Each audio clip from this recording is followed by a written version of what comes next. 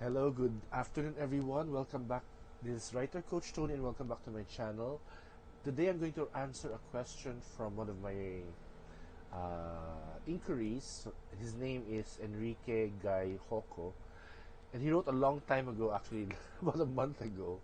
But since I've been a bit busy, I can only answer his question now. He said, "Good morning. Maybe you can give me some tips on how am I going to start to conceptualize my thesis title. By the way, I'm into guidance and counseling.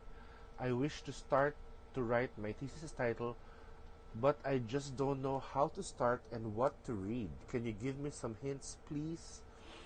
Okay, so here we are. So thank you for your question, Enrique. It's a common question posed to me by many researchers who are still starting with their thesis, no, how to get started. So I'm sure the first question that you should have in your mind is, I'm sure when you started your masteral studies or your doctoral studies, you have an idea on what area of research you want to pursue.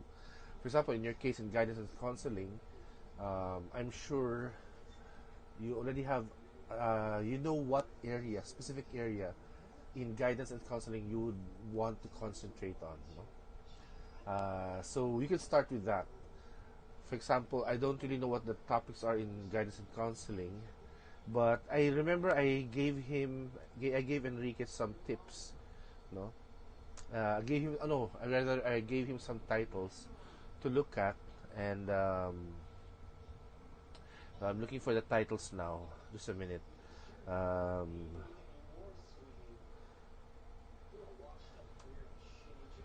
okay, so I gave him three titles, and he said he wanted to. So the title he chose was "Tapping Psycho Spiritual Resources to Strengthen Children's Spiritual Growth and Well-Being." So it's basically the children's spiritual growth and well-being. So psycho spiritual resources. So anyway, um, so what you do, you have to read. Okay, that's why usually when you do your thesis, the advisor usually asks you to do your lit review first, because you have to read a lot of literature, as much as you can, on the topic you want to research on, because your goal is to narrow down your topic to a very specific area. In this case, it's narrowed down to children's spiritual growth and well-being. So because when you start in the beginning, uh, you'll be kind of lost, reading all this material. But eventually, as you go on reading, you'll find out that, oh, this is the part that I'm more interested in. This is the topic I'm more interested in, and then you zero in on that. So it's very important. Now it's actually very easy to read. No, I mean to look for resources now, because you have Google. You have there's a lot of resources in the internet, aside from the sources that your university has. No, so I'm sure researching would not be that difficult compared to our day. So number one, read. Number two, um, take down notes. No, because to make it simple, actually, from my point of view, because I always do quantitative analysis. So when you do quantitative analysis, you have what you call independent variable and dependent variable. So you want to know what would happen to one variable if you tweak this variable. So that's an one way I could suggest on conceptualizing your title. Now, you identify variables. So I'm sure your teacher told you what an independent variable is and what a dependent variable is. So the dependent variable will be affected by whatever you do to the independent variable. So in a way, that's another way of titling your thesis. No, you look for the independent variables, you look for the dependent variables. How do you do that? So number one, so you research on thesis, previously done thesis research work that is related to the topic you want. Number two, you go to the recommendations page. Now in chapter 5, of the thesis, there's a part there which says recommendations, and usually at that part, the researcher recommends what future researchers can do to improve their research. So you can go that route, no? That's an easy, in a way, that's an easy route to go because the researcher already identifies what variables you may research on, etc., etc. Of course, you don't. If you want, you can do extend the person's research, but what most other researchers do, they also put in their own inputs. So instead of only adding the variables suggested by that researcher of that thesis, they also add their own variables, no? Because you always want to make your research unique, no? To make your research your own research.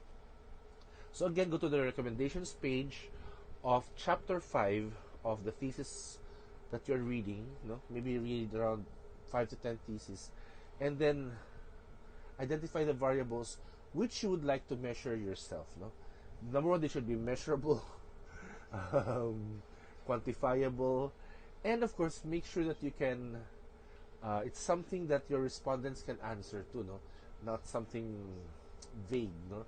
So that's why it's very important that you choose these variables correctly, or yeah, safely. Or no, not correctly. You choose these variables carefully. Sorry, carefully. Okay, so number one is read. Number two is go to the recommendations. Number three, you try to edit the variables. I'm sure you've maybe written around 10, 15 variables. Realistically, you cannot answer all of those, no? You cannot use all of those. So what you do now, you try to, this is what we call a theoretical framework, a conceptual framework. You look for a framework that was done before and see how all these variables can be placed using a conceptual framework or a theoretical framework. So where do you get that data? From the, again, from the research, from the thesis or researches that you have read, no? So decide eventually what theory to use, because you have to merge that with the, you have to merge your theoretical framework with the variables you have to use, no? Because they're supposed to be all aligned, no? They have to support each other. The title, the variables you're using, should be able to be should be supported by the theoretical framework or the conceptual framework, no? Because that's what you call an input, process, and then output, no? So, what do you intend to do with these variables, and what would be the output, no? So, yeah, I hope it's clear. When you're making the title, number one, you read a lot of, again, you read a lot of available thesis or research on that topic. Number two, you can narrow it down by looking for, reading the recommendations page of the thesis that has been done, so you'd know what other variables that have not yet been studied. Now, that's very important because if those variables have been studied already, then your research will not be unique. So you have to look for variables which have not yet been studied, no? And number three, you do the editing that you choose. You have to choose as much as possible. For me, maybe 3 dependent variables is a lot already, no?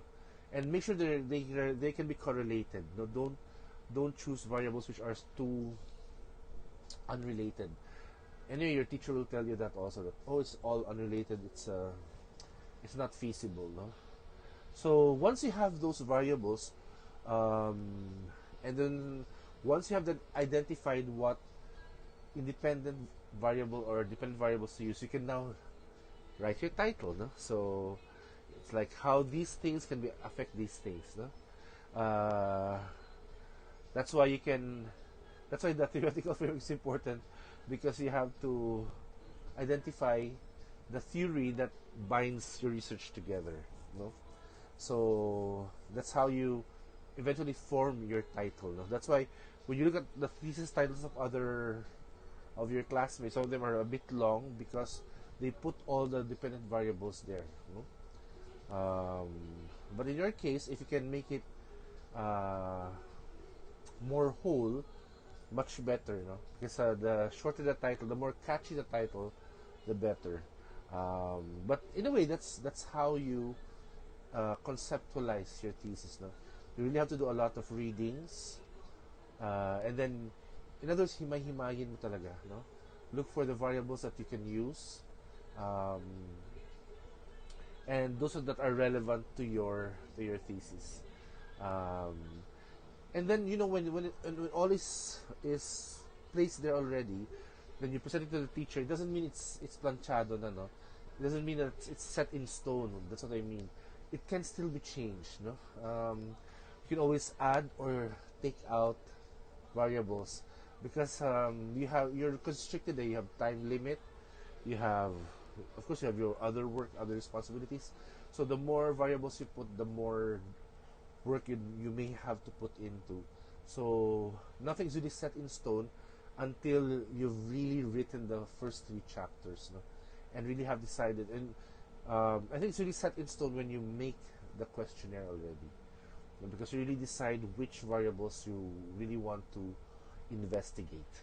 And I'm sure if you get a good advisor, your advisor will tell you which variables have not yet been studied, which are more interesting to them, and which can contribute to general research.